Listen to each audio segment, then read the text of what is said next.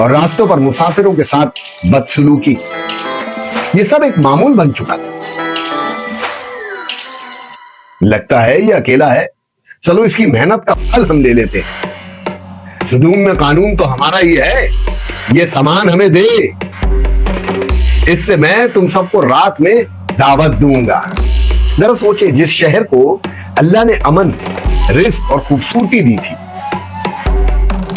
उस सरजमीन पर लोग सड़कों पर बैठकर आने जाने वाले लोगों को परेशान करते थे। खुदा का वास्ता मुझे आजाद कर दो। उनका माल लूट लेते, उनके साथ नामुनासिब हरकतें करते थे और उन हरकतों पर फख्र महसूस करते थे।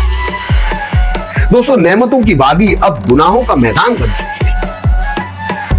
फिर एक दिन हजरत लूत अलैहिस्सलाम इस कौम के पास आए और उन्हें कहा, ऐ मेरी कौम, अल्लाह से डरो, मैं तुम तक वो पैगाम लाया हूं जिसमें तुम्हारी भलाई है।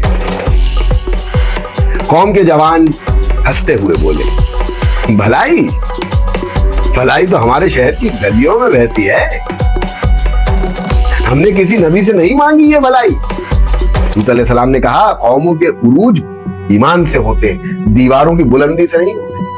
सरदार गुस्से में बोले, दीवारों की बुलंदी हमने अपने हाथ से बनाई है, ईमान कौन सी चीज है, ये होती क्या है? लूत अलैहिस्सलाम ने नर्म लहजे में कहा, जहां इंसानी फितरत खुद रोन दी जाए, वहां शहरों की उम्र भी कम हो जाती है।